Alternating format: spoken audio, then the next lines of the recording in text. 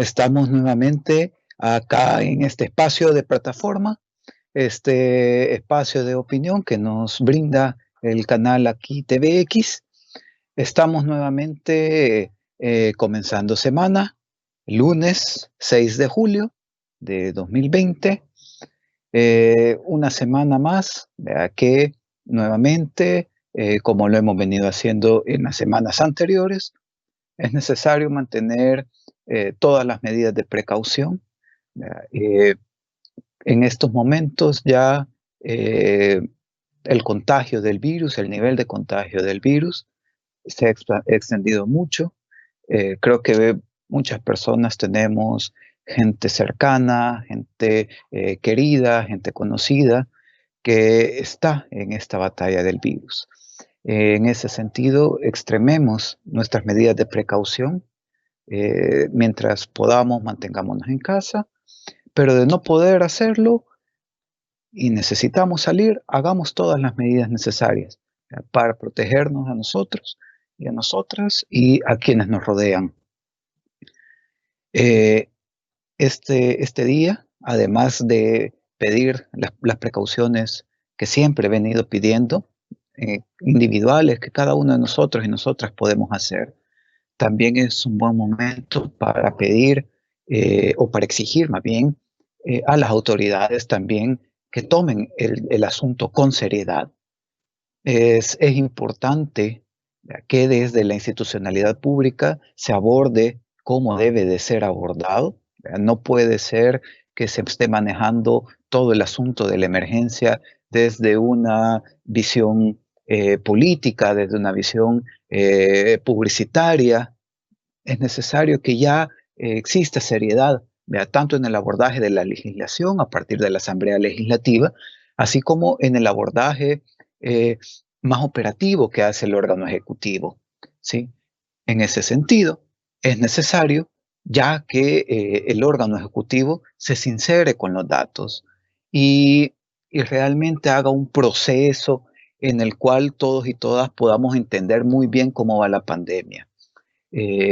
Creo que ya es hora de tomar esto con responsabilidad y que el órgano ejecutivo sí aborde el tema desde una visión de salud pública y no desde una visión de publicidad.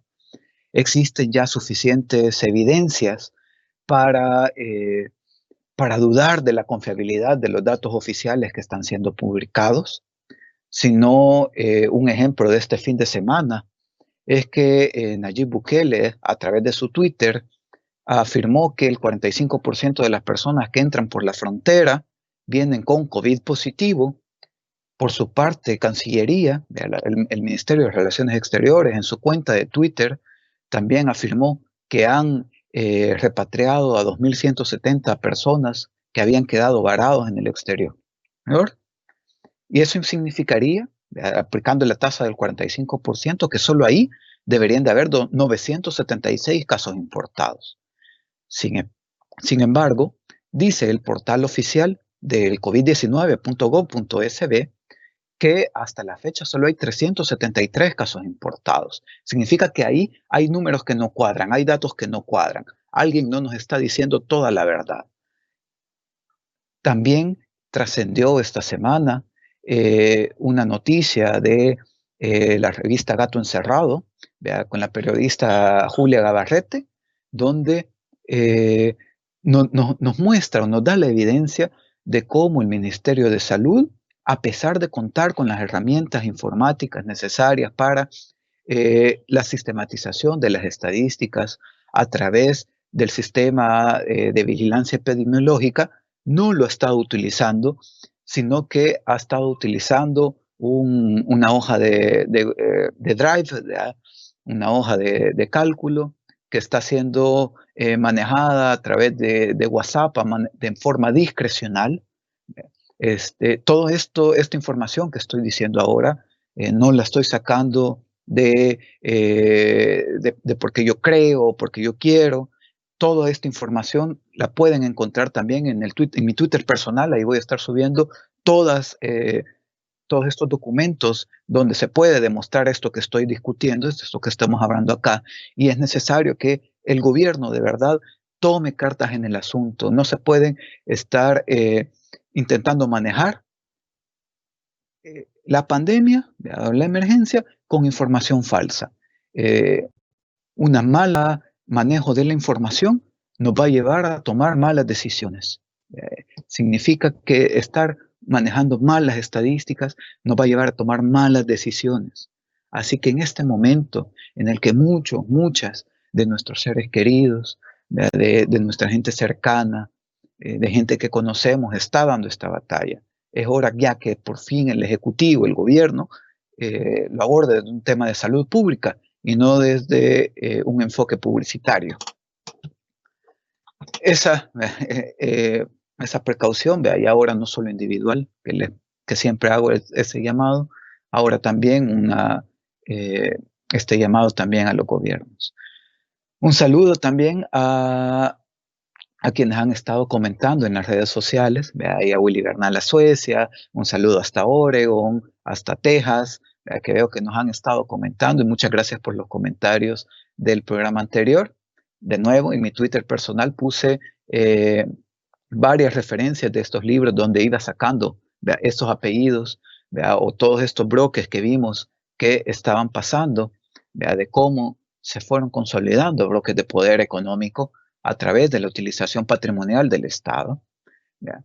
Y habíamos dicho ese programa pasado que podríamos encontrar un grupo económico que se conforma a finales del siglo XIX, principios del siglo XX, y se consolida utilizando el Estado, ¿ya? Y todas las dictaduras militares del siglo XX, con lo que consolida su posición de poder económico y su posición de poder político.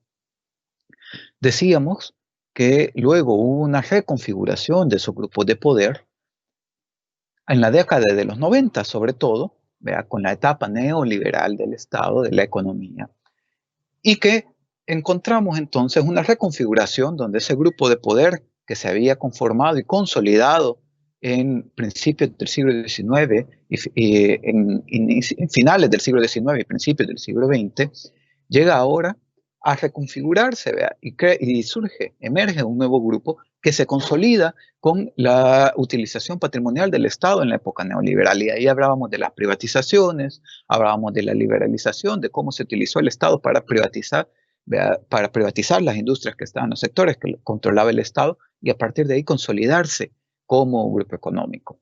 Vimos también que tanto este primer grupo que se consolidó en el siglo XX como el segundo grupo que se consolidó en la década de los 90 utilizaron mecanismos de deuda pública para llegar a consolidar su posición de clase y con ello su posición de poder económico y de poder político. Y decíamos también que estamos viendo una nueva reconfiguración, podríamos estar hablando de una nueva reconfiguración de otro grupo que se ha venido configurando, ¿verdad? De grupos económicos alrededor de capitales de familias árabes, y ahí hablábamos de los grupos Saca, Hasbun, Handal, Bukele, Sabra, que de nuevo, en todos los documentos que les dejé de referencia en mi Twitter personal, ahí están descritos todos estos grupos, no me los estoy inventando aquí. Y decíamos que si no nos poníamos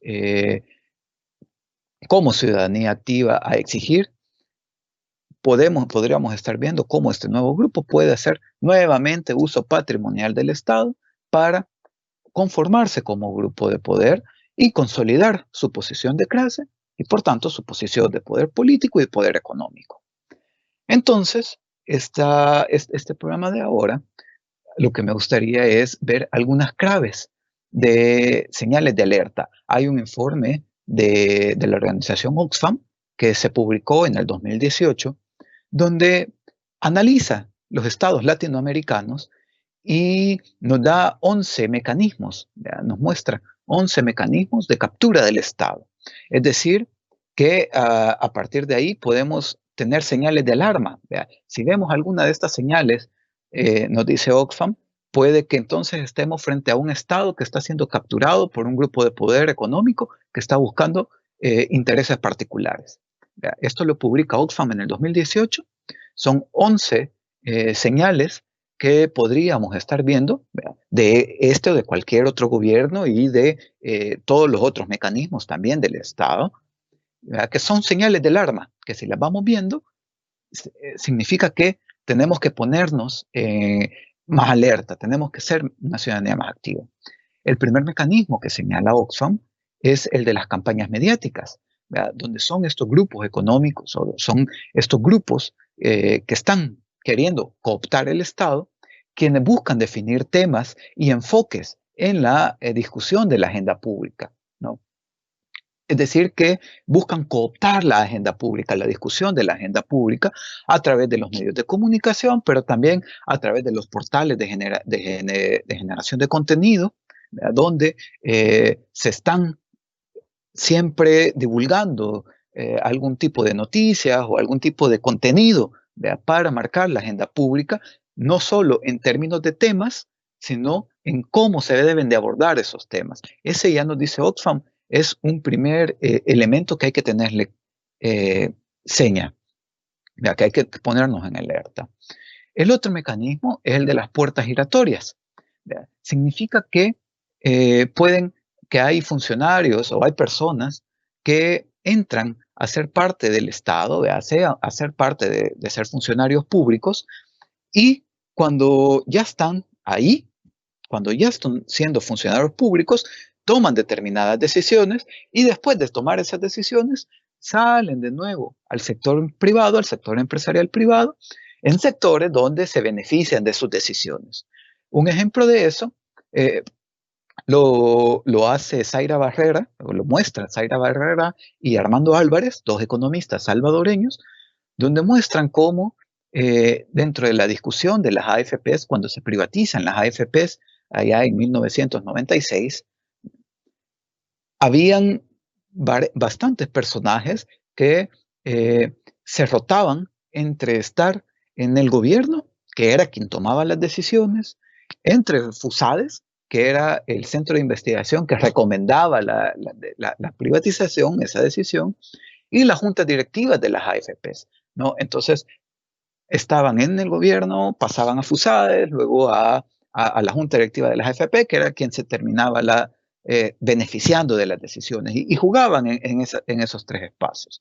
¿Verdad? Ese, de nuevo, vemos cómo es un mecanismo de captura del Estado, pero también podemos verlo, por ejemplo, cuando en este gobierno se llevan de funcionarios públicos a gente, por ejemplo, el caso que salió, ¿verdad?, de Coque Aguilar, donde es un empresario del sector de reciclaje y se le asigna una cartera de Estado, una institución, ¿ve?, el FONAES, el Fondo Ambiental del Salvador, ¿verdad?, lo que implica que iba a tomar decisiones sobre un rubro en el que se veía beneficiado en el sector privado, ¿verdad? Y casos como ese hay que tenerlos alerta.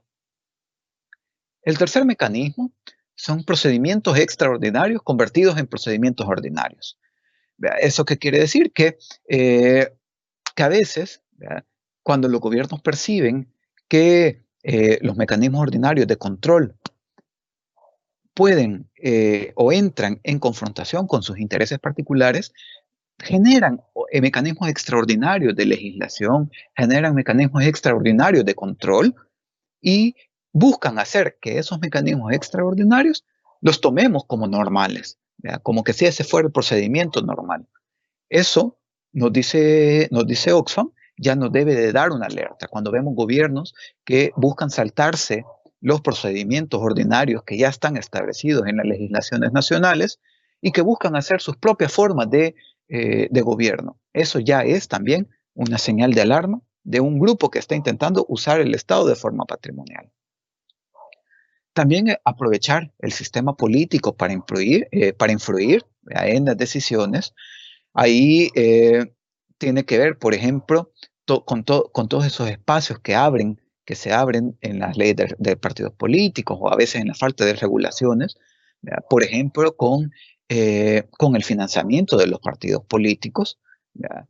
Ese es un fuerte, o ha sido, hemos visto que ha sido un fuerte componente, ¿verdad? Hemos visto cómo gente que financió campañas para expresidentes, luego se vieron beneficiados con contratos o se vieron beneficiados con puestos públicos. Hemos visto cómo campañas financiadas, este financiamiento de campañas, por ejemplo, el sector cañero, las industrias cañeras, son financiadores de todos los partidos políticos. Eso lo mostró una investigación de la Secretaría de Transparencia de la gestión pasada, y lo mostró también los informes de Acción Ciudadana, y lo muestra también los donantes según el Ministerio de Hacienda, ¿no? Donde todo el sector cañero ha financiado a todos los partidos políticos, y ahí nos podemos explicar, por ejemplo, por qué no pasa el tema de la discusión de la Ley General de Aguas, porque el sector cañero utiliza bastante el agua. El otro mecanismo es el poder de lobby que tienen, es decir, que tienen mayores recursos disponibles para presionar en los parlamentos o en los congresos para que se hagan legislaciones de acuerdo a sus intereses, que respondan a las capacidades o a los intereses particulares que pueden estar buscando. El otro mecanismo, sexto mecanismo, es el control de conocimiento o del velo técnico.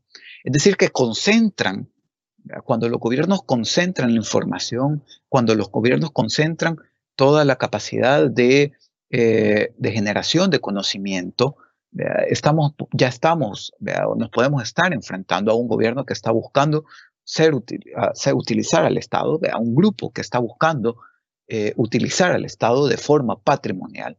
Cuando concentran información, cuando concentran datos, cuando se concentra el discurso, cuando se envuelve el discurso en tecnicismos, cuando se dice que aquí solo este gobierno puede entender las cosas, no la ciudadanía, eso también nos da señales de alarma.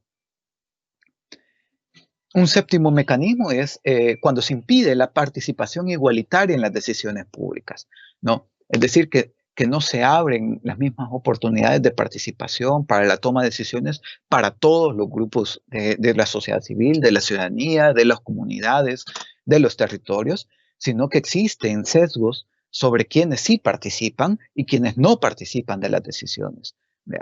Esto, por ejemplo, lo podemos ver en cómo se han configurado muchas de las instituciones públicas, como, con comisiones tripartitas, por donde explícitamente está la ANEP, ¿no? Podemos ver en la ley de aguas, por ejemplo, cuando estaba la discusión de aguas, de la Ley General de Aguas, uno de los grandes trabas es que se estaba incluyendo a la ANEP dentro de la entidad regulatoria del agua, ¿no? Entonces, eso es beneficiar desproporcionadamente la participación de un sector, ¿verdad? Mientras el resto de la ciudadanía, de las comunidades, de los territorios no tenían esa capacidad de acceso a esos espacios, ¿verdad? Pero también en todos los nuevos espacios de formulación de política pública, de discusión de política pública que se abran, si hay participación más cargada hacia un lado, significa que también tenemos señales de alarma.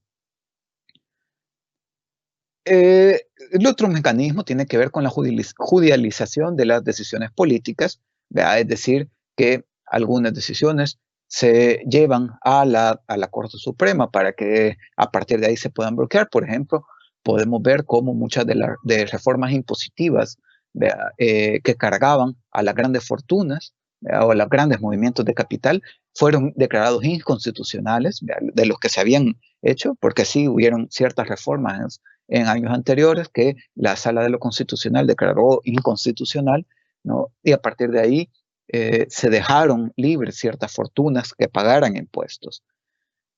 También el soborno, tráfico de influencias, conflictos de interés, eso ya entra, raya incluso en lo ilegal, donde hay soborno para que funcionarios públicos tomen ciertas decisiones que favorecen a este sector económico. Y el décimo mecanismo que describe Oxfam es cuando estos grupos de poder económico político incentivan marchas, incentivan cierres, incentivan cierta conflictividad social para hacer presión de acuerdo a sus intereses. Eso lo hemos visto también cuando con las AFP siempre, cuando se estaba dando la discusión de 2017 nace esta ICP, la Iniciativa Ciudadana por las Pensiones, que estaba formada por Asafondos y las AFPs, ¿no? Que incentivaban ciertas protestas. Pero también lo podemos ir viendo posteriormente, cómo ciertos grupos que están cercanos al gobierno están incentivando esta conflictividad social a favor de medidas que pretenden hacer los gobiernos. Estos son mecanismos, ¿verdad?, que Oxfam en un informe de 2018 hace, ¿verdad?, o nos dice, tengan cuidado si ven eso en sus gobiernos. Es un informe que lo publica, ¿verdad?, en el 2018 a partir de la sistematización de las experiencias de otros países de América Latina.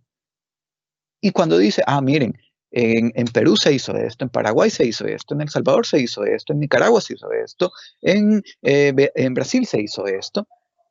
Y entonces cuando comparten, cuando recogen todas esas experiencias, dicen, bueno, estos son los mecanismos que generalmente usan los grupos económicos o grupos que buscan usar el Estado para beneficiar sus intereses particulares, son señales de alerta. Entonces, hay que tener cuidado. Veamos estas señales de alerta.